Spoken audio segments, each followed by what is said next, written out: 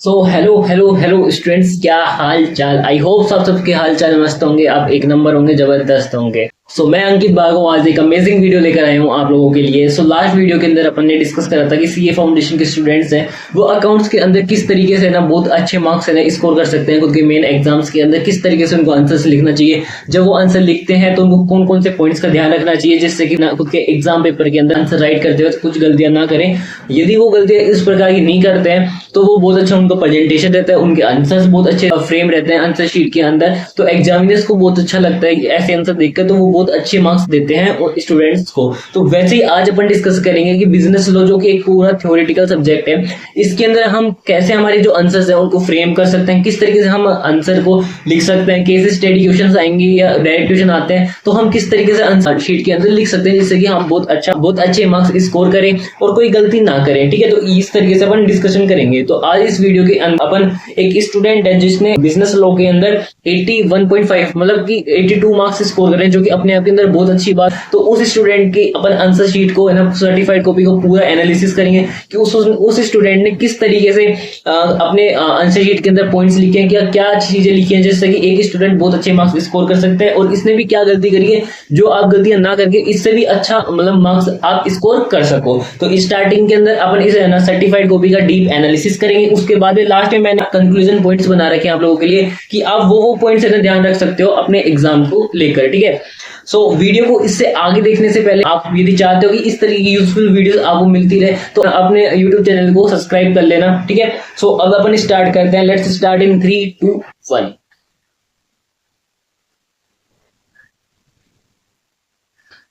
तो इस स्टूडेंट ने जो खुद का आंसर शीट के अंदर जो आंसर्स है वो क्वेश्चन नंबर 4 से स्टार्ट करा है। अपन कोई सा भी क्वेश्चन है ना पहले कर सकते हैं, बाद में भी कर सकते हैं, सीक्वेंसिंग आप लोग फिक्स कर सकते हो कि कौन सा क्वेश्चन है वो पहले करना है। ठीक है, पहले वही क्वेश्चन करना चाहिए जो आपको अच्छे से आता हो। ठीक है, तो इस स्टूडेंट ने क्या करा है, क्वेश्चन नंबर 4 करने की कोशिश करी है। सब स्टार्टिंग में क्वेश्चन नंबर 4 करा है। ठीक है, अब इसने ये कहां पर लिखा है, ये यहाँ पर इसने बीच में भी लिख दिया पेज के। ठीक है, और इसने साइड में भी लिख दिया। अब हमें कहां पर लिखना चाहिए, मोस्टली ट्राई ये करना कि आप कोई से भी क्वेश्चन का कोई सा भी पार्ट करो या नया क्वेश्चन करो वो आपके न्यू पेज से होना चाहिए और साथ में आपके है ना स्टार्ट पेज के मिडिल के अंदर आपका ऊपर जो टॉप जो पेज होता है उसके जो टॉप के अंदर जो मिडिल जो स्पेस होता है वहां पर आपको ये मेंशन करना चाहिए। आपको यहाँ पे ऐसे साइड में या लेफ्ट साइड के अंदर है ना इस तरीके से नहीं लिखना है जैसे अपन स्कूल्स के अंदर से लिखते थे। ठीक है, तो जो भी आप आंसर कर रहे हो वो आपको कहां पर लिखना है, बीच के अंदर लिखना होता है। ठीक है, यहाँ से क्या होता है एग्जामिनर को डायरेक्ट दिख जाता है कि स्टूडेंट ने कौन सा क्वेश्चन करा है, कौन सा नया क्वेश्चन कहाँ से स्टार्ट हो रहा है, कौन से क्वेश्चन का नया पार्ट कर रहा है। ठीक है, तो यहाँ से आप कर सकते हो।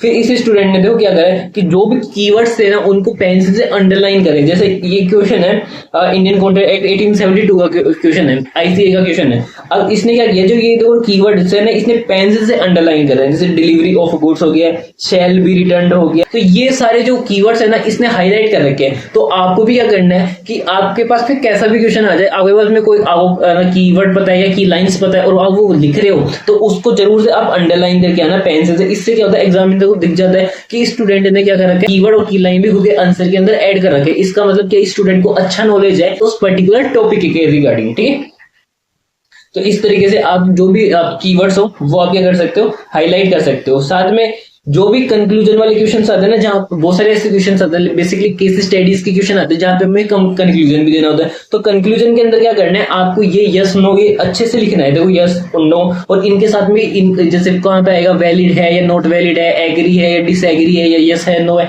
इस तरीके बेसिकली अपने कंक्लूजन बनते हैं। तो वहां पर हमें क्या करना पड़ेगा, जो भी मेन आंसर होता है, जैसे यहाँ पे आंसर क्या था, इसका यस था और यहाँ पे भी यस था, तो इस तरीके के क्वेश्चन को इसको अंडरलाइन जरूर करके आना और इसके बाद में थोड़ा सा एक्सप्लेनेशन इसका दे सकते हो आप। ठीक है, जैसे इस स्टूडेंट ने दे रखा है। ठीक है, और जैसे कि कोई भी क्वेश्चन होता है ना आपका, जनरली ये स्टैंडर्ड लाइन है, कोई भी क्वेश्चन हो 99% क्वेश्चन आपके पास में कैसे होंगे, क्या तो केस स्टडी वाले क्वेश्चन होंगे क्या डायरेक्ट क्वेश्चन होंगे। तो वहां पर जो स्टार्टिंग लाइन होगी ना, क्योंकि सारे आपके एक्ट से रिलेटेड है सारे के सारे क्वेश्चन, तो वो उसकी जो स्टैंडर्ड लाइन लगी स्टार्टिंग ओपनिंग लाइंस क्या होनी चाहिए, वो यही होनी चाहिए जो इस स्टूडेंट ने लिख रखी है। क्या लिख रखी है इस स्टूडेंट ने, as per the provision of the negotiable instrument act 1881। जैसे मान लो कंपनी एक्ट क्वेश्चन है, as per the relevant provision of the company act 2013। LLP का कोई क्वेश्चन आ गया तो हम स्टार्टिंग लाइन क्या होनी चाहिए कि as per the relevant provision LLP act 2008, ठीक है। इस तरीके से आपकी ओपनिंग लाइंस होनी चाहिए। ये अच्छा लगता है एग्जामिनर को जब आप इस तरीके से लिखते हो। तो इस तरीके की ये स्टैंडर्ड लाइन है। तो मेजरली डायरेक्ट क्वेश्चन है, तो डायरेक्ट क्वेश्चन में तो हमें डायरेक्ट प्रोविजन एक्सप्लेन करना पड़ता है। केस स्टडी है, तो केस स्टडी के अंदर स्टार्टिंग में प्रोविजन लिखना पड़ता है। तो इन दोनों जगह पर आप जब भी आप प्रोविजन को एक्सप्लेन करोगे तो वहां पर आपको ओपनिंग लाइन यही होनी चाहिए कि जो भी एक्ट है उसका एक्ट का रेफरेंस देते हुए आपको इस तरीके से लिखना है, as per the relevant provision of company है, कि जो भी एक्ट होगा ना उसका नाम, ठीक है। इस तरीके से आप लिख सकते हो। ये आप लोगों की ये स्टैंडर्ड लाइन होती है हर क्वेश्चन के अंदर। और जब भी डायरेक्ट क्वेश्चन आए तो डायरेक्ट क्वेश्चन आएगा ना, तो हमें पैराग्राफ फॉर्म के अंदर हमें है ना आंसर्स नहीं देने, हमें पैराग्राफ फॉर्म के अंदर हमारे आंसर्स नहीं देने। कब? जब डायरेक्ट क्वेश्चन आएंगे। डायरेक्ट क्वेश्चन जब भी आएंगे तो हमें हमारे जो आंसर है ना वो किस तरह फ्रेम करना है, पॉइंट वाइज। जैसे इस स्टूडेंट ने करा, जैसे ये जो क्वेश्चन है नेगोशिएबल इंस्ट्रूमेंट एक्ट का, तो इसी स्टूडेंट ने देखो क्या कर रखा है, पॉइंट वाइज आंसर लिख रखा है। पहले ये पॉइंट लिख दिया, उसके बाद में उसने ये पॉइंट लिख दिया, और उसके बाद में ये वाला पॉइंट, और बीच बीच में उसने एक एक लाइन का गैप दिया। तो आप दो पॉइंट के बीच में एक एक दो लाइन का गैप भी दे सकते हो। तो इस तरीके से जब भी आपके पास में डायरेक्ट क्वेश्चन आ जाए कोई से भी चैप्टर का, तो आपको ये ट्राई करना है कि आप उसके आंसर पॉइंट वाइज दो, ठीक है। ठीक है, अब अपन आगे देखते हैं।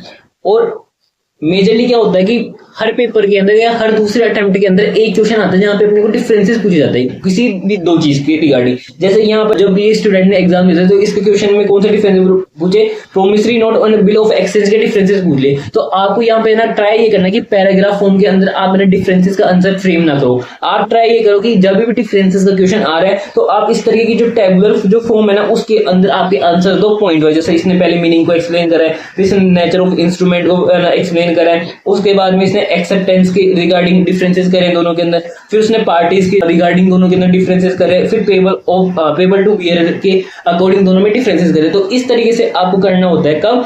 जब आपके पास में डिफरेंसेस वाला क्वेश्चन आ जाता है तो आपको ट्राई ये करना है कि आप टेबुलर फॉर्म के अंदर आंसर दो, पैराग्राफ फॉर्म के अंदर नहीं दो, और साथ में टेबुलर फॉर्म के अंदर भी पॉइंट वाइज एक्सप्लेन करो दोनों के डिफरेंसेस। जैसे इस स्टूडेंट ने बिल्कुल कर रखा है, ये बहुत अच्छा है ना, मतलब कि प्रेजेंटेशन कर रखा है इस स्टूडेंट ने। तो इस तरीके से आप करोगे तो आपको फुल में से फुल मार्क्स मिलेंगे, और इस स्टूडेंट को फुल मार्क्स मिल जाएंगे इस क्वेश्चन के अंदर, ठीक है। आप यदि पैराग्राफ फॉर्म के अंदर डिफरेंसेस वाले क्वेश्चन करते हो तो ये सोच कर चलना कि आपके हाफ या 1 मार्क्स तो कटेंगे ही कटेंगे, ये लेकर चलना, ठीक है। नहीं कटे तो आपकी फिर किस्मत है, ठीक है, जो कि ICAI की केस के अंदर बहुत कम चलती है, ठीक है। आगे देखते हैं। इस स्टूडेंट ने क्या किया, क्वेश्चन नंबर 3A करा, ठीक है। 3A, तो 3A वाला जो क्वेश्चन था ना वो केस स्टडी के फॉर्म में था।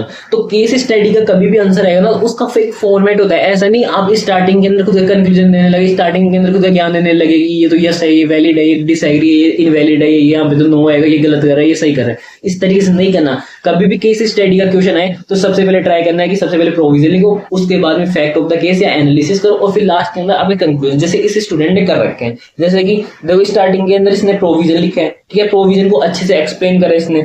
उसके बाद में इसने देखो एनालिसिस लिखा है, ठीक है। एनालिसिस का दूसरा नाम आप यहाँ पे ना फैक्ट ऑफ द केस भी डाल सकते हो, ठीक है।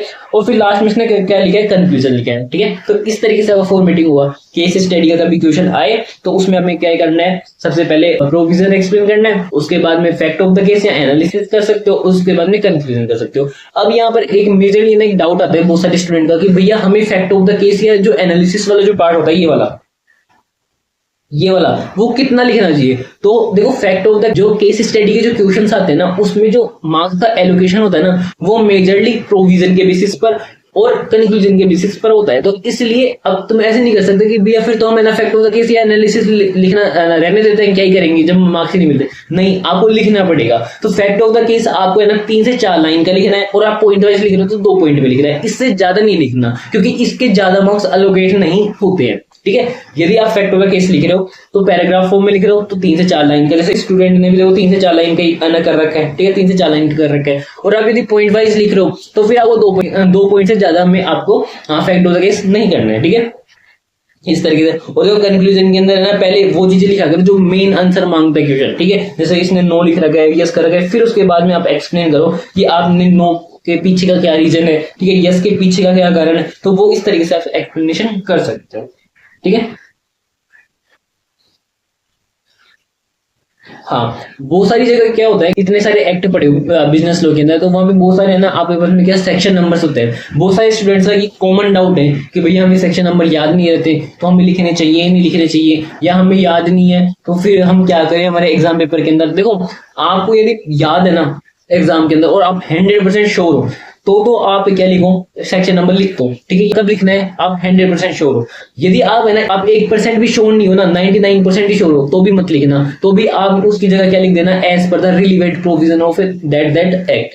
और यदि आपको यदि सेक्शन नंबर याद है तो फिर लिख देना like example as per the section 35 of a companies act 2030। तो इस तरीके से लिख सकते हो। यदि आप 1% भी श्योर नहीं हो ना सेक्शन नंबर के रिगार्डिंग, तो गलती से भी मत लिख देना। अदरवाइज आपने यदि लिखा सेक्शन नंबर, जैसे सेक्शन नंबर 40 लिखना था, आपने गलती से 50 लिख दिया या कोई सा लिख दिया और नीचे एक्सप्लेनेशन सही दे दिया as per the 40 as per the section 40, तो भी आपका पूरा आंसर इनवैलिड माना जाएगा, आपको 1 मार्क्स भी नहीं मिलेगा। इसलिए ट्राई ये करो कि आपको 100% याद है तो आप क्या करो, सेक्शन नंबर लिखो, अदरवाइज कोई लिखने की जरूरत नहीं है। इसमें कोई अलग से मार्क्स आपके कट नहीं होते कि आपने नहीं लिखा तो आपके मार्क्स कट हो जाएंगे, ठीक है। जैसे इस स्टूडेंट ने देखो, इससे कितने मार्क्स आए हैं, 81.5 मार्क्स आए हैं, इसका मतलब 82 मार्क्स आए हैं, जो कि बहुत अच्छे हैं। फिर भी इसने बहुत सारी क्वेश्चन के अंदर ना सेक्शन नंबर लिखे ही नहीं है, फिर भी इसके ऐसे एक्स्ट्रा मार्क्स नहीं कट करें कि आपने सेक्शन नंबर नहीं लिखा तो आपके तो मार्क्स कटेंगे। जैसे कि देखो, इसने यहाँ पर भी देखो as per the provision of a company act 2013। अब इसको इंडोर मैनेजमेंट वाला जो अपना जो टॉपिक आता है, ठीक है, ये इसका एक सेक्शन नंबर है। अब ये इसने नहीं लिखा, फिर भी इसको अच्छे मार्क्स मिल रहे, क्यों? क्योंकि इसने as per the relevant provision या एज पर द प्रोविजन लिख दिया। अब यदि यहाँ पर वो गलत सेक्शन लिख देता और नीचे इंडोर मैनेजमेंट का अच्छे से एक्सप्लेनेशन देता बिल्कुल सही, तो भी इसको मार्क्स नहीं मिलते हैं, ठीक है। तो यदि आपको कभी सेक्शन नंबर याद नहीं है, मत लिखो, सीधा लिखो as per the relevant provision of that act. याद है तो फिर अच्छे से लिखो, ठीक है। जैसे कि देखो, इस क्वेश्चन के अंदर देखो, थर्ड का जो बी का सेकंड पार्ट है, इसमें इसने लिखा है section number 8 of the company, ठीक है। तो यहाँ पर लिख रखा है इसने, ठीक है, सेक्शन 8, क्योंकि ये यहाँ पर डैम श्योर था कि उसको पता था कि ये श्योर है कि सेक्शन 8 के अंदर कौन सी कंपनी आती है, ऐसी कंपनी जो कि नॉन प्रॉफिटेबल बिजनेस ऑर्गेनाइजेशन होती है, वो वाली आती है। तो इसको श्योर था। तो इस तरीके से जब आप 100% श्योर हो ना, तभी आपको क्या लिखना है, सेक्शन नंबर लिखना है, अदरवाइज आपको नहीं लिखना है, ठीक है। और जब भी डायरेक्ट क्वेश्चन आ जाए, तो मैंने आपको ऊपर ही बता दिया, डायरेक्ट क्वेश्चन आए तो पॉइंट वाइज आंसर लिखना है। जैसे इस स्टूडेंट ने देखो, थर्ड का जो सी का जो फर्स्ट पार्ट है वो डायरेक्ट क्वेश्चन है, तो इसने देखो कितने पॉइंट वाइज आंसर लिख रखे, और साथ में ना एक लाइन 2 लाइन का इसने स्पेस भी दे रखा है। तो डायरेक्ट क्वेश्चन आए पॉइंट वाइज करना है, और केस स्टडी है तो मैंने ऊपर बता दिया, 3 स्टेप के अंदर आप अपना आंसर कर सकते हो। तो ये कुछ पॉइंट है जो आप ध्यान रख सकते हो अपने बिजनेस लॉ के पेपर के अंदर, जिससे कि आप गलतियां ना करो और आपका जो प्रेजेंटेशन है वो बहुत अच्छा हो जाए, ठीक है। और वीडियो यदि अच्छी लग रही है तो कमेंट देकर जाना, ठीक है, यहाँ तक। और अब मैं आपको लास्ट में बताऊंगा कि कंक्लूजन पॉइंट्स, ठीक है, जो कि आप इंपोर्टेंट है आपके एग्जाम के रिगार्डिंग। आप ये पॉइंट ध्यान रखकर है ना, अपने पेपर के अंदर बहुत अच्छा आंसर फ्रेम कर सकते हैं, बहुत अच्छे प्रेजेंटेशन कर सकते हैं, जिससे कि आपको बहुत अच्छे मार्क्स मिले। फिर डायरेक्ट 1 मिलेंगे सीए इंटरमीडिएट के अंदर, ठीक है, ठीक है। तो देखो कंक्लूजन क्या होता है, देखो सबसे पहले आपको है ना, पेपर जब मिलता है ना तो 15 मिनट्स रीडिंग टाइम मिलता है, ठीक है। 15 मिनट रीडिंग टाइम के अंदर क्या करना है, ये डिसाइड कर लिया करो कि कौन सा क्वेश्चन करना है, कौन सा क्वेश्चन नहीं करना। साथ में एक सीक्वेंसिंग ऑफ आंसर डिसाइड कर लिया करो कि सबसे पहले कौन सा क्वेश्चन करना है, सबसे उसके बाद में कौन सा क्वेश्चन करना है, उसके बाद में कौन सा क्वेश्चन करना है। वो ट्राई ये करा करो कि आपकी सीक्वेंसिंग किस बेसिस पर होनी चाहिए, कि जो क्वेश्चन आपको सबसे अच्छा आता है ना उसको फर्स्ट नंबर पे, फिर थोड़ा सा कम आता है तो वो सेकंड नंबर पे, एक क्वेश्चन है जिसमें कुछ पॉइंट आता है कुछ पॉइंट नहीं आता वो थर्ड नंबर पे। तो इस तरीके से आप अपनी सीक्वेंसिंग कर सकते हो। तो आपको 15 मिनट के अंदर क्या काम करना है ये आपको पता लग गया क्या, एक तो जो क्वेश्चन करना है, जो क्वेश्चन नहीं करना उसको डिसाइड कर लेना, और जो क्वेश्चन करने हैं उनमें किस सीक्वेंस से करने हैं वो क्वेश्चन वो डिसाइड कर लेना। तो 15 मिनट में आप ये काम करा करो, ठीक है। उसके बाद में आप जो भी आंसर लिखोगे केस स्टडी के अंदर या डायरेक्ट क्वेश्चन के अंदर, जो भी इंपॉर्टेंट पॉइंट है, कंक्लूजन का मेन पॉइंट और प्रोविजन के अंदर जो भी कीवर्ड है, की लाइन है ना, उनको अपने को क्या करना है, अंडरलाइन करना है। 3 चीजों, कीवर्ड, की लाइन और जो कंक्लूजन के अंदर जो मेन आंसर्स होते हैं ना और उनके पीछे के रीजन, उनको हमें क्या करना है, अंडरलाइन करना है, ठीक है। उसके बाद में हमें क्या करना है, कोई भी जो क्वेश्चन है, कोई भी नया क्वेश्चन है या किसी भी क्वेश्चन का दूसरा पार्ट है, वो यदि हमें स्टार्ट करना है तो वो न्यू पेज से स्टार्ट करना है। जैसे हमारे पिछले वाले जो क्वेश्चन का मोर देन 50% ही पेज बच रहा हो, फिर भी हमें कहां से स्टार्ट करना है, न्यू पेज से स्टार्ट करना है। तो start each and every solution of A question और सब part of every question from the new page, ठीक है। और यदि डायरेक्ट क्वेश्चन आ जाए तो हमें हमारा आंसर कैसे ड्रॉ करने, पॉइंट वाइज ड्रॉ करना है, ठीक है। केस स्टडी आएगी, केस स्टडी में हमें किस तरीके से आंसर फ्रेम करने हैं, सबसे पहले एप्लीकेबल प्रोविजन लिखो, उसके बाद में फैक्ट ऑफ द केस या एनालिसिस लिखो, और लास्ट में मैं कंक्लूजन होना चाहिए। उसके बाद में यदि कोई भी क्वेश्चन है जिसमें हमें को डिफरेंसेस पूछा है दो चीजों के अंदर, तो वहां पे हम डिफरेंसेस हमें किस तरीके से टेबुलर फॉर्मेट में देना और टेबुलर फॉर्मेट में भी हमें पॉइंट वाइज हमारे को डिफरेंसेस करने दो तीन चीजों के अंदर, जो भी हमारे क्वेश्चन की रिक्वायरमेंट है, ठीक है। और यदि कोई भी हमारे से गलतियां हो जाती है तो इस तरीके से हमें को है ना ओवर राइटिंग नहीं करनी, ठीक है। यदि कोई गलती होती है तो सिंपल सा वन लाइन का कट लगाओ और आगे बढ़ो, जय माता दी बोल के, ठीक है। ऐसा नहीं कि उस पर पूरी ड्राइंग करते जा रहे हो कि आर्ट दिखा रहे हो। एग्जामिनर को तुम्हारी आर्ट नहीं दिखानी है, ठीक है। इस पेपर के अंदर एग्जामिनर को तुम्हारे को ये दिखाना कि हमें आंसर्स आते हैं। यदि हमसे गलती होगी तो कोई बात नहीं, हमने सिंपली करके आगे बढ़ गए, ठीक है। क्योंकि तुम्हारे को एग्जामिनर को यहाँ पे आर्ट नहीं दिखानी, तुम्हें यहाँ पे एग्जामिनर से अच्छे मार्क्स चाहिए जिससे कि तुम सी फाउंडेशन के एग्जाम पास कर सको, ठीक है। और सेक्शन नंबर्स तभी ही लिखने हैं जब आप 100% श्योर हो, अदरवाइज आप बिल्कुल मत लिखना, ठीक है। जब तक आप 100% श्योर नहीं हो तब तक सेक्शन नंबर मत लिखना, इससे कोई भी अलग से मार्क्स नहीं मिलते। सेक्शन नंबर नहीं आता सीधा से लिख देना as per the relevant provision of that act. आपको यदि 100% श्योर हो तभी आपको क्या लिखना है, सेक्शन नंबर लिखना है। तो कुछ पॉइंट्स है जो आप ध्यान रख सकते हो जिससे कि आप आपके आंसर जो राइटिंग होती है, आप जो आंसर शीट होगी उसके अंदर अच्छा परफॉर्म कर सकते हो। आपका जो आंसर का प्रेजेंटेशन है वो बहुत अच्छा हो सकता है, आंसर का जो फॉर्मेट होता है वो बहुत अच्छा हो सकता है जो कि एग्जामिनर को बहुत अच्छा लगे। और यदि आप ऐसा इस तरीके के फॉर्मेट रहे, ये पॉइंट आपने आपके आंसर्स के अंदर ध्यान रखे लिखते हो तो डेफिनेटली आप बहुत अच्छे स्कोर करोगे आप, और सी फाउंडेशन एग्जाम डेफिनेटली आप क्रैक करोगे। यदि वीडियो आपको यहाँ तक अच्छी लगी है तो प्लीज एक कमेंट देकर जाना, ये आप लोगों के लिए कमेंट होगा बट मेरे लिए ये मोटिवेशनल फैक्टर होगा, ठीक है। और ये वीडियो आपको बहुत अच्छी लगी है और आप चाहते हो कि इस तरह की वीडियो आपको मिलती रहे, यूजफुल वीडियो, जिससे कि आप को ये आगे हेल्प करेगा। इस तरह की वीडियो आपके एग्जाम प्रिपरेशन के अंदर हेल्प करे, जिससे कि आप अपने एग्जाम्स के अंदर बहुत अच्छा परफॉर्म कर पाओ। तो आप अपने चैनल को सब्सक्राइब कर सकते हैं और अपने दोस्तों के साथ में शेयर कर सकते हैं।